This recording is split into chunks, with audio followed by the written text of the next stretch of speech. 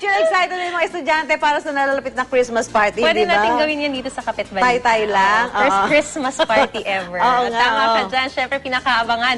Bukod sa mga regalong matatanggap nila, yung mga handang pagkain at mismong setup tuwing Christmas party. Di ba excited yung lahat kapag may decor na yung kanilang, decorate na yung kanilang mga lugar. classroom. Oo. Naku, can afford bahay. ba naman yung mga luho na yan sa mga eskwelahan? Oo. Alamin nga natin yung panlasa ng masa mula kay Michael Fahatin.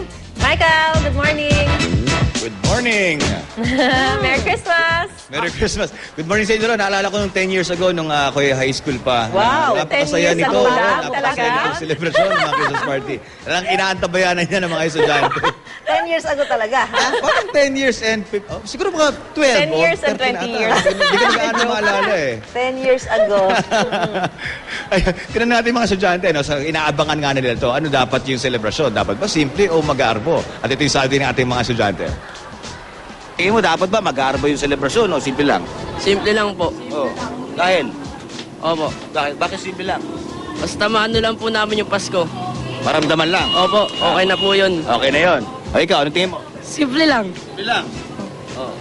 Basta masaya yung Pasko. Magsama-sama lang kayo. Opo. Magkakaibigan. Opo. Opo. Matalik na magkakaibigan. Opo. Walang iwanan. Opo. Okay, pero ayaw po eh. Opo nga. Mahirap yung buhay. Mahirap ang buhay. So alam niyo naman mahirap ang buhay. Hindi niya pinapahirapan mga magulang. Hindi. Ah, talaga. Mabait ka pa ng bata, no? Oo, mabait tayo. Eh, baka ginagas mo lang yung baon mo kung saan-saan. Hindi. Talaga, Pasok tayo sa eskwelahan. ah. Diretso ba? Saan ka mapunta ngayon? Baka magkakating ka. Palabas ka na eskwelahan eh. Pumasok na, ha? Oh, Christmas party na, malapit na. Dapat ba simple o magarbaw selebrasyon? Bakit? Siyempre masaya! Para masaya! At So, saka allocated na unang-unang taon, tapos naman pag simple na. So, paano magarbo? Dapat ano, masasarap ang pagkain. Ito, charity lahat! Lahat. Opo! Ubusan ng pera. Yay! Pati kayo sa mga magulang nyo. Yay! Christmas naman!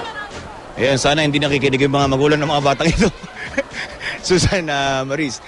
Pero ito, may mga guidelines na rin ang DepEd tungkol dito at makakausap natin si Mr. Jason Hernandez, ito yung Faculty Club President ng Ramon Magsaysay, Cubao High School. Sir, may kausap pa si Sir. Ito, kausapin natin. Ano bang dapat na halaga o perang ginagastos ng kada estudyante pag sumasapit ng mga Christmas party nito?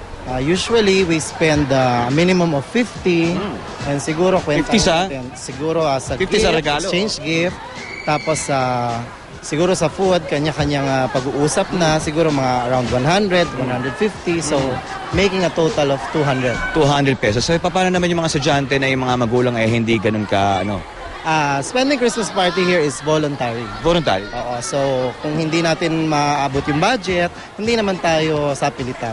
So, ibig sabihin, kada eskwela o kada homeroom. So it's on homeroom basis. So kung ang classroom ay mag-hold ng Christmas party, pag-uusapan ng teacher at ng magulang.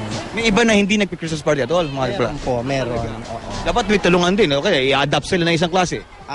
Posible po, we will look into that matter. Talaga. So, since kailan itong DepEd order na ito kailangan austero pagkitipid? This DepEd order is DepEd Order 114, series of 2009, stating na we should observe austerity measures. So, tipid-tipid. Oo, dapat. Pero masaya pa rin. Dapat masaya ang Pasko. Masaya nga dito sa kanila eskwela. Makikita nyo sa aking background ang ating mga estudyante.